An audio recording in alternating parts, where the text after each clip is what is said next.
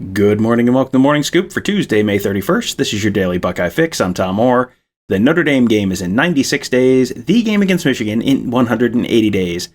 Hope you guys all had a great long weekend. I know I did. We have a few pieces of housekeeping to take care of before we get started today.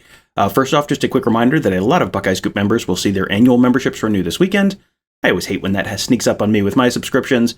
Just wanted to remind folks about that. The site launched on June 4th a couple years ago, so therefore a lot of memberships come up for renewal around then. So just FYI if you are a Buckeye Scoop member. Second of all, these kickoff times are now set for 4 of the Buckeyes' first 5 games this fall. The season opener against Notre Dame is a 7:30 p.m. kickoff on ABC. We told you about that one a couple of weeks ago. Week 2 against Arkansas State, that is a noon kick on Big Ten Network. Week 3 against Toledo will be on Fox, but will be a 7 p.m. kickoff, not a big noon. Week 5 against Rutgers is a 3:30 kickoff. That TV network is still being sorted out there, but it is a homecoming game, so they wanted to lock in the time on that one. And then Week 4 against Wisconsin, as we told you, will be on ABC. In that case, the kickoff time is still to be determined, so we're starting to get the schedule a little bit more figured out. Michigan, of course, is a noon kick on Fox. Speaking of schedules, that's what we're going to be doing today. We're going to be talking about the NCAA passing a rule doing away with the requirement for divisions for the conference championship game. That's something we've mentioned before. So they're getting rid of the requirement for divisions in conferences with 12 teams or more in order to play a conference championship game. Now, the real question is, what is that going to mean for the Big Ten moving forward? My guest today is Tony Gerdeman. He and I do the Buckeye Weekly podcast together, and we're going to be talking about that on that show as well. But Tony, thanks for being here. Tom, thank you for having me. For the first time ever, I can say it is my pleasure to be here. This is like one of those really ambitious crossover episodes where it's like, Punky Brewster and MASH or whatever. And it's like, hey, look, your favorite characters from that show are now on this show and vice versa. First off, I guess let's talk about this. We're going to be doing a much more in-depth dive on this, including trying to sort all these things out on the Buckeye Weekly show. On this one, we're going to do a little more high-level look at it because we just, in the structure of the show, we don't have time to take a 45-minute deep dive on who would be the third most, protected rival for Rutgers in the future Big Ten. So I guess let's start at that very high level. Can you just let people know about the rule change from the NCAA and what it could mean for leagues with 12 or more teams moving forward? Yeah, Tom, I think you explained it pretty well off the bat. There was a rule that if you had 12 teams in a conference that you needed to split into divisions. The NCAA got rid of that rule a couple of weeks ago, and you saw immediately the Pac-12 remove their divisions, and they're just going to go with the top 2 teams in the conference will play in the conference title game, as the Big 12 has done for years now without their divisions. And so basically it has just allowed conferences to, if you have 12 teams or more, do you want to have divisions? If so, go ahead. If you don't, get rid of them and proceed as you see fit. And as of this recording, I think the Big Ten will stand pat this year. But then the question becomes, moving forward, what are they going to do? And yeah, I think it's a good rule because it just gives conferences freedom to do what they want. And we talk so often about the Big Ten and scheduling not necessarily helping the Big Ten out when it comes to the playoffs. So this would be, I think, an opportunity to put themselves in better footing moving forward. But as we've seen, when the Big 12 didn't have divisions, it cost them in 2014 when Ohio State jumped TCU and Baylor. So, and the Big Ten needed divisions at that point because Ohio State getting that win over Wisconsin helped them. So I really, to me, it just depends on the year whether or not it is beneficial. But I think moving forward with the playoff expansion, then getting rid of divisions makes sense in a lot of ways. And just to provide a little more context around that 2014 conversation, one of the reasons that it really hurt the Big 12 that year was that they didn't have a conference championship game at all. That was back when they had just 10 teams, and then they didn't because they didn't have divisions, they didn't have the ability to play the conference championship game, where they had just decided not to play the conference championship game. I can't remember if that was a rule change or not. But then, TCU's playing a very bad Iowa State team that last week, and they beat them 52-3, but it didn't really move the needle at all. And then Ohio State beats Wisconsin 59-0 and vaulted over both of them. So the Big 12 has since added a conference championship game going with the 2 best teams model. And that's what the Pac-12 is doing this fall. And it was fascinating to me, Tony, how quickly the Pac-12, it was like the NCAA thing came out and the Pac-12 was immediately like, it might have been a matter of minutes before the Pac-12 said, and we're doing it this fall. And, I guess run through for me some of the arguments for why this would be a good move. What are the advantages? If you're the Pac-12, why did you jump on this so quickly? I think the reason is because, and Big Ten fans will see this as well, and they'll be able to relate. There are times when the two best teams are in the same division. One of those teams gets left out of the conference championship game, and they watch then say an 8-4 Pac-12 North team play in the conference title game when they're sitting at 11-1 or whatever, and their lone loss is to the other Pac-12 South team playing in the conference title game. So here it's like Michigan and Penn State watching Ohio State in the conference championship game every year, or Ohio State fans watching Michigan in the conference title game last year when they were the second best team in the conference, but because they're the second best team in the division, they were now number 3 or 4 or whatever in the Big Ten overall, because it's 1 versus 1 from each division. And so it is interesting. The Pac-12, I think, being as ignored as they have been to make this move right away. And I'm wondering how prepared the entire conference was for this. Like, hey, this is going to be coming. We're going to be doing this. Like, I wonder how much of a surprise it was to anybody, but I think it's beneficial. It puts them in better footing to have their best teams in front and center as the Pac-12 can get at 10:30 at night, or 7 p.m. matched up against whatever SEC or Big Ten game is going on at that point. So I think they needed to move first, honestly, and I think it's a good move for them.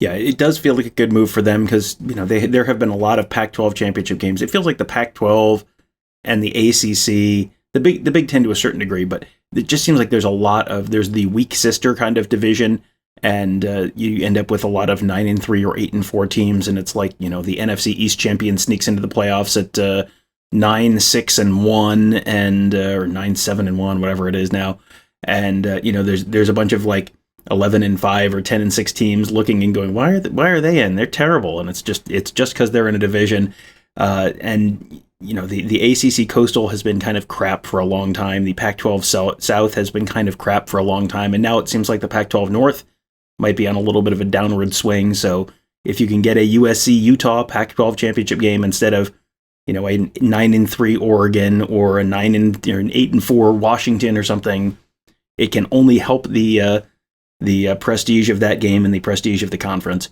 The Big Ten, as you mentioned, has not officially said one way or the other. It looks like it could happen as soon as next year. One reason to think it could is that the Big Ten's TV deal is up in the summer of 2023.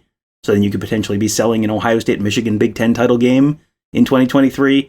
That will be worth a little extra money above and beyond what the regular Big Ten championship game is. So they're going to likely want to get that done as soon as they can. And there were people who saw that the 2023 schedule was down on certain websites and said, aha, the Big Ten must be doing this next season. But that's not necessarily correct. So can you at least explain why probably 2023, but not definitely? What did it mean when those schedules came down? Yeah, the Big Ten back in January of 2022 had to scrap the existing Big Ten schedules because they're still trying to make up for the COVID thing and getting teams righted in terms of who they play on the road and at home. And so when they scrapped the 22 schedule and rebuilt it, they also scrapped the 2023 schedule. And they said back in January that they will release the 2023 schedule later on. So the fact that it disappeared well before this division talk, like months and months before this division talk. So they're probably not related, Tom, but it's like how far in advance does the Big Ten know that this was coming down and that they're going to go, divisionless if they eventually choose to?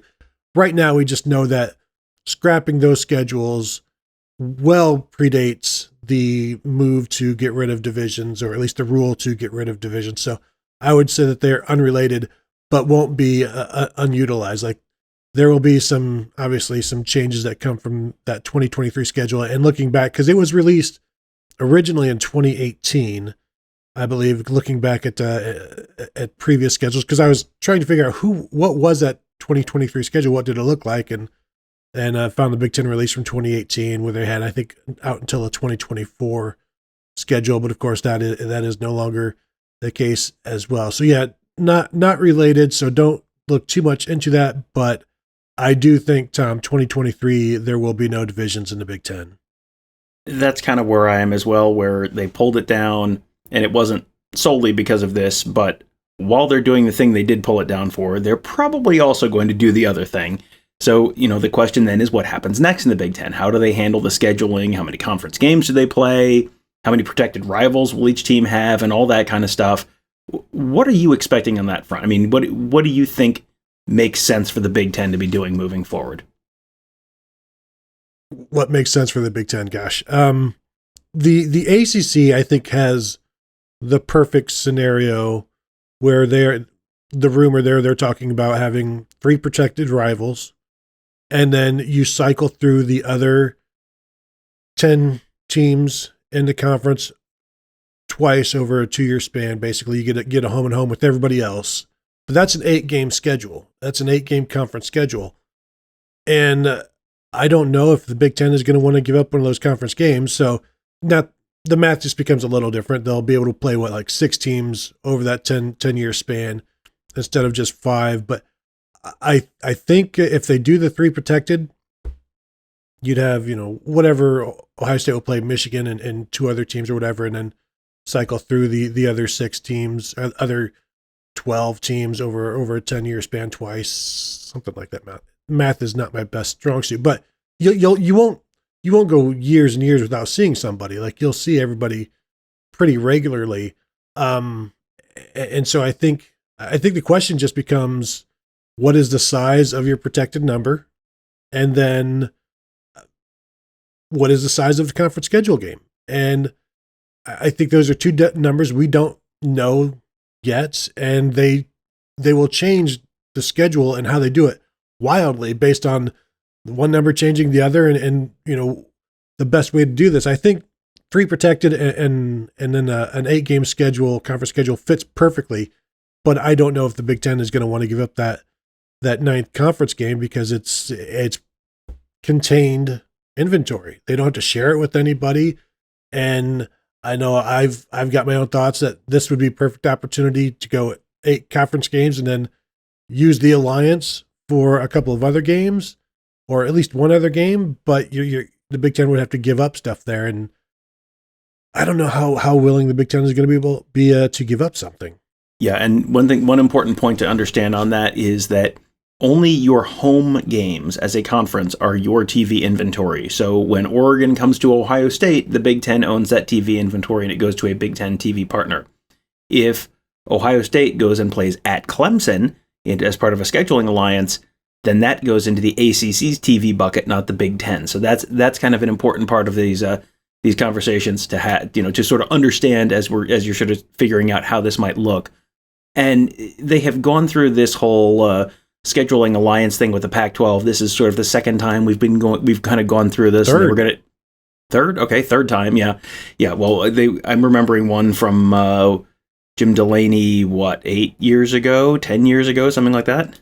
This would be the third time. Yes, if they were. That's what I'm saying. Sorry. Yeah. They've gone through it a couple times already before, so we'll see if this actually sticks this time. If it does happen, so. This is all stuff that they will sort out and may be dependent on TV partners. If the Big Ten and the ACC and the Pac-12 all have the same TV partners, well, then that may lend itself more to a TV sort of a scheduling alliance. Or if just the Big Ten and the Pac-12 have the same TV partners, maybe that makes more sense. There are a lot of moving parts here, and I will say, Tony and I have both taken a crack at lining up 3-team pods for each of the 14 Big Ten teams. Oh, by the way, will the Big Ten expand at some point? Because that changes the math again there. So, and even with just saying, okay, we're going to just do 3-team pods and we're just going to do it with 14 Big Ten teams, it is hard. We are going to drop a Buckeye Weekly episode. It may be up already by the time you hear this, but we just did an episode all about that, explaining how we did it, where the problems came up, why it is not just super easy. Because in your head right now, you're saying, sure, Ohio State, 3-team pod, Michigan State, and Penn State. Sure, that's easy. Why is this hard? Well, Rutgers has to play 3 teams. Indiana has to play 3 teams. And all of these teams have to have 3 protected rivals. And you can't just say, well, Rutgers, I don't know, Northwestern, Minnesota, and Indiana. Sure, why not? Because like they do get a vote. I mean, they are sitting at the grown-ups table now. That you may not feel they belong there, but they are sitting at the grown-ups table now, so they get a vote as well. So it is not easy. What to you, Tony, was the most difficult thing about that whole process, about trying to figure out how to make all those pieces fit and not have too many just like completely weird, like in the SEC, they have the cross-division protected rivalries, and one of them is Kentucky, Mississippi State, and the question is why, and the answer is because those were the two teams that were left. So what was the hardest part about not having too many Kentucky, Mississippi State kind of protected rivalries? Well, and that's the thing. But for me, initially, you mentioned Ohio State having Michigan State, Penn State. So you're telling Michigan State, basically, your three protected rivals that you're going to play every year are likely Michigan State or Penn State, Ohio State, and Michigan. That's not fair to Michigan State. So then there's this fairness aspect to it. And I don't know, does Ohio State need to play Michigan State every year? I don't think so. I think at this point, like your other rival is Penn State, and everybody wants to see that continue. So then I went with Nebraska personally, selfishly, as something I would like to see every year. But I also don't think it's bad. I think it's, if we're going to split divisions, why not go west, young man? But yeah, then you've got, because the way I did it is like, okay, the must-haves, like the rivals, and sometimes that's 3 for a team, sometimes that's none for a team. But like Rutgers and Maryland, you entered school together, so we're just gonna, you guys are stuck together for life. That's just what we're gonna associate you. You guys, you're like exchange students basically, and now I don't care if you're from different countries. You guys now know each other, and you're going to be associated with each other forever. So that's obviously rivals. But then for me, I'll give you my Rutgers and see if this makes any sense to anybody, because that's a problem. When you have teams like this, sometimes there is no sense. But I went Maryland, Northwestern, and Illinois. Why? Because they were left over. That we gotta fill all these seats, and so that's what I went with there. Like others make complete sense. Like Iowa has Nebraska and Minnesota. I gave them Purdue. Like there's some programs that have rivals and rivalry games and trophies. And then there's Maryland and Rutgers and Illinois, frankly, and they have some rivalries. But do you need to protect the Illabuck? I sure don't. Yeah, there are so many different constituencies here and so many different competing interests. And some teams probably want to have the big name team, so they sell out their stadium. And some teams probably want to have the not so big name team, so they might be able to be bowl eligible a little more often.